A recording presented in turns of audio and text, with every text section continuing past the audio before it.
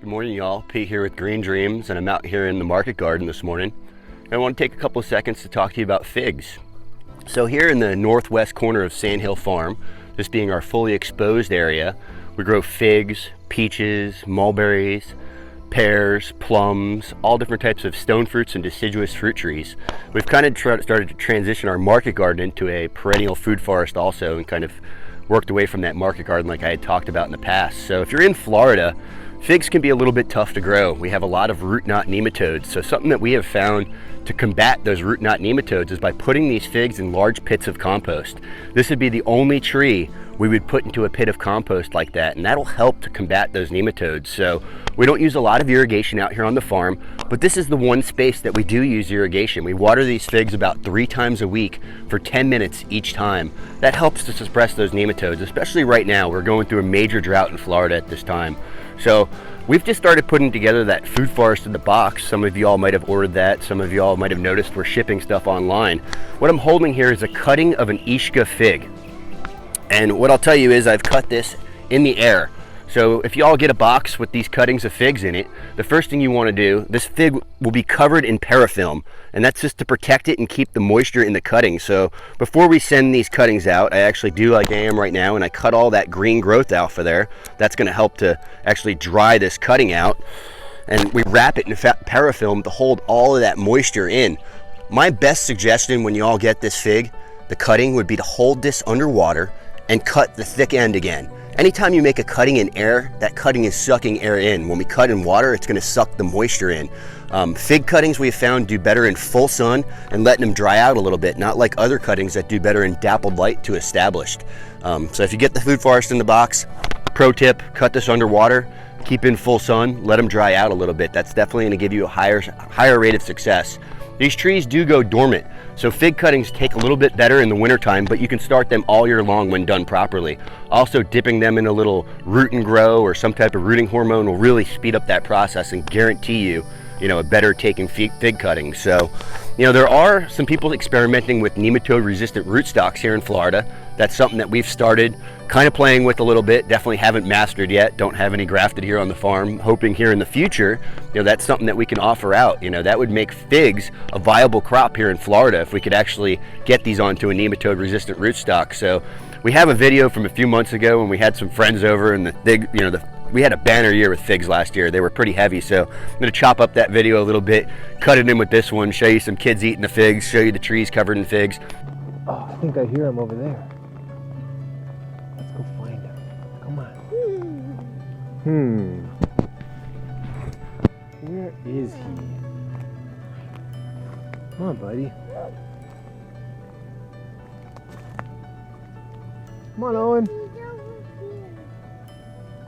Oh, I see some figs. Come on, guys. Owen, look what I found. Where'd Owen go? Owen, you want a fig? Owen, look. Is this one ready? Ooh, this one feels ready. Can I try some? I don't know, it's a little milky. Maybe it wasn't ready. You want to try it? You can be the taste tester. Just kidding. Monkey? How is it? Really good. Sweet? Mm-hmm. Owen, you want to try one? Oh, here. Try some figs. Here. It's really good. I'll try it. Ooh, that one's ready. You should pick that one off. That one's really soft. It's good. It's sweet. It is a little underripe.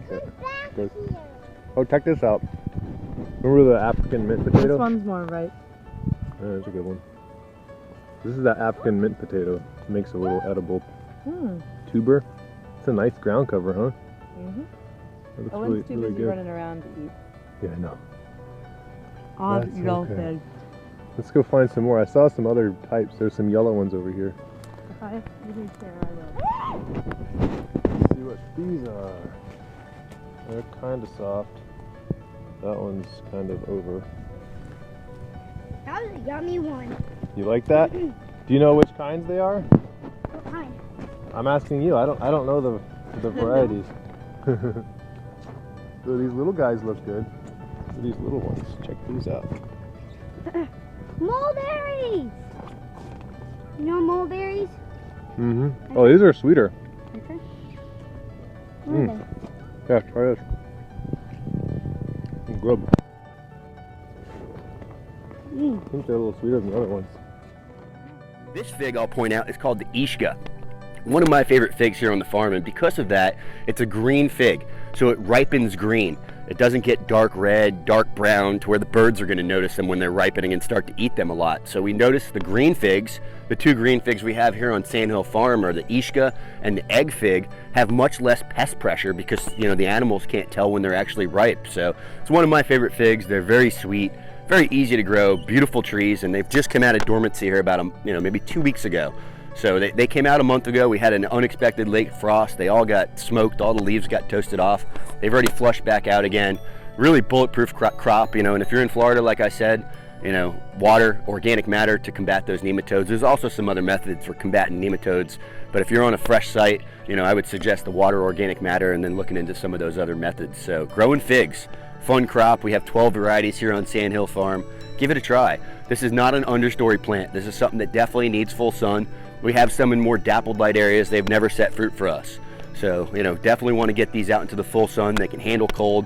They don't need protection. Give them all you can give them. They thrive on neglect once you get them going.